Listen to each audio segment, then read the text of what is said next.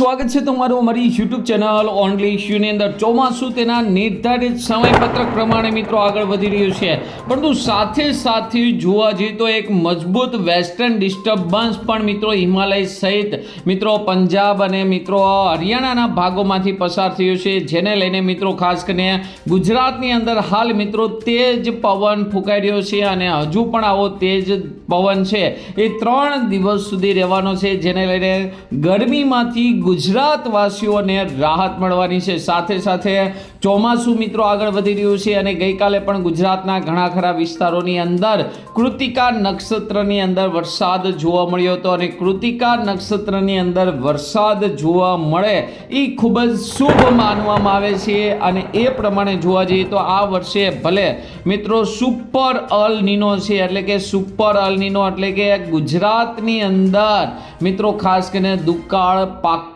માનવું, પરંતુ ખાસ કરીને કેટલીક એવી પરિસ્થિતિ છે અત્યારથી જ મિત્રો એવા સંકેતો મળી રહ્યા છે જે ગુજરાતની અંદર સારામાં સારા વરસાદના સંકેતો મળી રહ્યા છે। આજના વિડીયોમાં મિત્રો આપણે ખાસ કરીને વાત કરવાના છે ગુજરાતની અંદર પ્રી મોન્સૂનનો એટલે કે ચોમાસા પહેલાનો મિત્રો કડાકા ભડાકા સાથે ગાજવીજ સાથે મિત્રો ખાસ કરીને મોસમનો જે પહેલો વરસાદ છે તેની શરૂઆતની તારીખ મિત્રો આવી ગઈ છે, તો આ તારીખની આપણે વાત કરવાના છીએ। સાથે મિત્રો ચોમાસું ગુજરાતની અંદર ક્યારે બેસશે તેને લઈને પણ વાત કરવાના છીએ। સાથે મિત્રો આપણે એ પણ જોવાના છે ખાસ કરીને આ વર્ષે સુપર અલ નીનો છે તો ખેડૂતો માટે કેવો પાક વાવવો જોઈએ અને ખાસ કરીને કેવો વરસાદનો બ્રેક આવશે, કેવો ટૂંકમાં ચોમાસું કેવું રહેશે તેને લઈને જ આજના વિડીયોમાં વાત કરવાના। સાથે આપણે મિત્રો નક્ષત્રની વાત પણ લઈશું, આદ્રા નક્ષત્ર, મૃગશિર નક્ષત્ર અને રોહિણી નક્ષત્રને લઈને પણ વાત કરવાના છીએ, તો આ વિડીયોને અંત સુધી જોજો। તેમજ મારી યુટ્યુબ ચેનલ ઓનલી ઇશ્યુ પર આપ નવા હોવ તો ચેનલને સબસ્ક્રાઈબ કરી દેજો, તેમજ મિત્રો આ વિડીયોને લાઈક કરી દેજો। હવામાન વિભાગે ખાસ કરીને જોવા જઈએ તો આંદોબાર અને નિકોબાર આવી રીતે ટ્રેન્ડ લાઇન દોરી અને આંદોબાર નિકોબાર સહિત શ્રીલંકાની અંદર મિત્રો ચોમાસાની એન્ટ્રીની જાહેરાત કરી દીધી, પરંતુ ખાસ કરીને જોવા જઈએ તો કેરળની અંદરની વાત કરીએ તો કેરળની અંદર સત્તાવાર રીતે 25 અને 26 તારીખ મિત્રો અહીંયા તમે જોઈ શકો આ તારીખની અંદર મિત્રો ખાસ કરીને ચોમાસાની એન્ટ્રી થશે અને ત્યારબાદ વાત કરીએ તો 1 તારીખની અંદર ચોમાસાની એન્ટ્રીની વાત કરીએ તો ખાસ કરીને ગોવા સુધી મિત્રો તમિલનાડુ સહિત ગોવા સુધીના ભાગોની અંદર મિત્રો છે એ ખાસ કરીને ચોમાસું બેસી જશે। ત્યારબાદ 1 તારીખની વાત કરીએ તો 1 તારીખની અંદર મુંબઈ સુધીની અંદર વરસાદ છે જોવા મળશે, પરંતુ 5 તારીખ સુધીની અંદર મુંબઈની અંદર એટલે કે મહારાષ્ટ્રના કેટલાક ભાગોની અંદર ચોમાસું બેસી જશે। અને સૌથી મોટી ખરાબ વાત મિત્રો કહીએ તો ત્યારબાદ મિત્રો ચોમાસાની અંદર બ્રેક લાગશે। જો કે આ એક વર્ષે ન થતું, દર વર્ષે આવું થાય છે। ઠેક મિત્રો ચોમાસું છે એ મુંબઈ સુધી મહારાષ્ટ્ર સુધી પહોંચી જાય છે, પરંતુ ત્યાર પછી ચોમાસું છે એ બ્રેક મારી દે છે અને ગુજરાત સુધી ચોમાસું પહોંચતા માટે બીજા મિત્રો 15 થી 20 દિવસ મિત્રો નીકળી જાય છે। તો કંઈક આ વર્ષે પણ એવું જ રહેવાનું છે। મહારાષ્ટ્ર સુધી ચોમાસું છે ઝડપથી પહોંચી જશે, પણ ત્યારબાદ ગુજરાત સુધી પહોંચવા માટે બીજા 15 દિવસ મિત્રો કાઢી નાખશે, એટલે કે ગુજરાતની અંદર ચોમાસાની વાત કરીએ તો 15 થી 20 તારીખ સુધીની અંદર દક્ષિણ ગુજરાતની અંદર ચોમાસું બેસી શકે છે। અને ખાસ કરીને સૌરાષ્ટ્રની વાત કરીએ તો સૌરાષ્ટ્રની અંદર 20 તારીખથી લઈને 25 અને સંપૂર્ણ ગુજરાતની અંદર 30 જૂન સુધીની અંદર ચોમાસું છે એ બેસવાને લઈને મિત્રો વાત છે। હવે વાત કરીએ પ્રી મોન્સૂન એક્ટિવિટી, તો ખાસ કરીને આપણે મિત્રો સીધા વયા જેવી ફોકસ ગુજરાત ઉપર।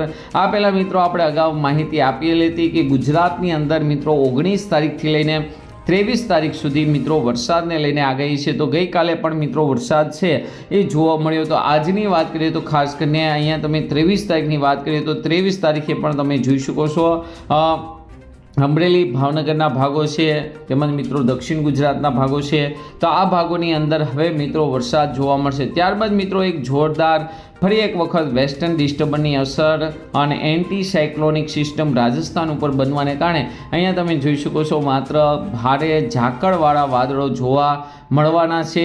વરસાદને લઈને કોઈ આગાહી નથી, પરંતુ પ્રી મોન્સૂન એક્ટિવિટીનો વરસાદ અહીંયા તમે જોઈ શકો છો પહેલી 30 તારીખથી શરૂ થાય છે. અહીંયા તમે જોઈ શકો રાજસ્થાનની અંદર છેક મિત્રો નેપાળ સુધી, દક્ષિણ ભારતની અંદર વરસાદ, તો ગુજરાતની અંદર પ્રી મોન્સૂન વરસાદની શરૂઆત છે એ 31 તારીખથી શરૂ થશે અને પહેલી તારીખે તમે જોઈ શકો છો ઘણા ખરા ભાગોની અંદર ખૂબ જ સારો વરસાદ છે જોવા મળશે. એટલે કે પહેલી તારીખથી મિત્રો ખાસ કરીને સારા વરસાદના સંકેત છે. જોરદાર વેસ્ટર્ન ડિસ્ટર્બન્સ આવવાને કારણે રાજસ્થાન, કોટા સહિત મધ્યપ્રદેશ, મહારાષ્ટ્ર, દિલ્હી સહિતના ભાગોની અંદર ખાસ કરીને વરસાદ જોવા મળશે અને તેની અસર ગુજરાતમાં રહેશે.